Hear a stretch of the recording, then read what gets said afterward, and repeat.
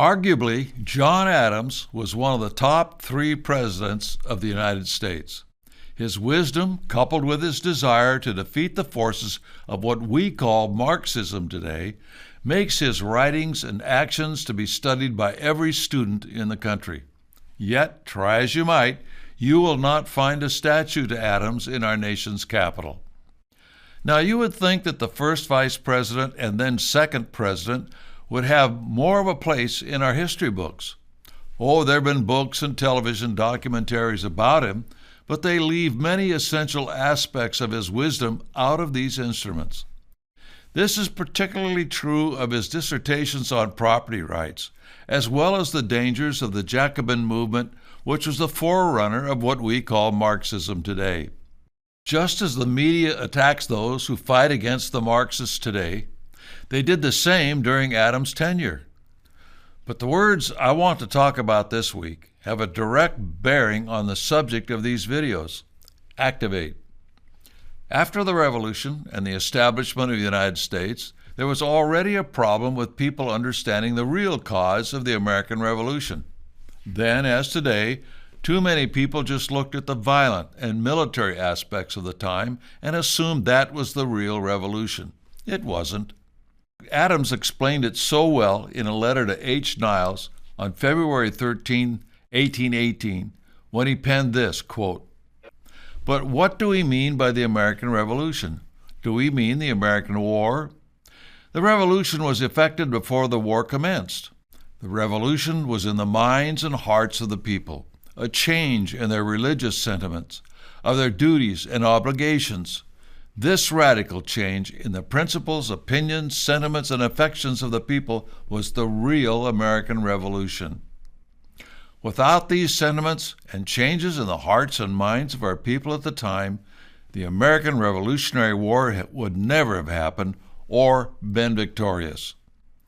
It had been the work of the Committees of Correspondence, largely the work of John Adams' cousin, Samuel Adams, and the Sons of Liberty, which had turned the people.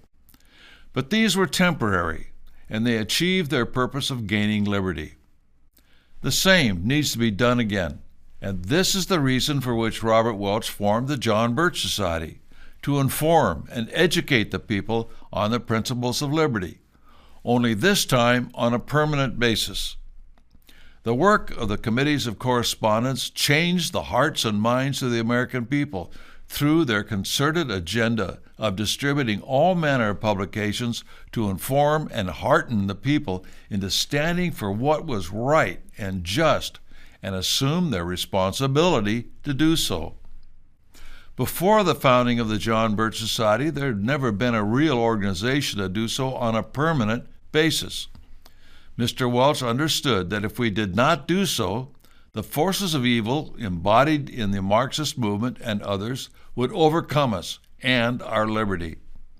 It had to be a forever thing, never letting down our guard. It also had to be large enough to get around the controlled media and public education, which had already been subverted decades ago. But most people did not realize it. More people do today. In addition, it wasn't simply a matter of educating people and passing out our pamphlets. It also had to include action that was also concerted. Everyone doing the same thing at the same time to give the movement the synergy to win.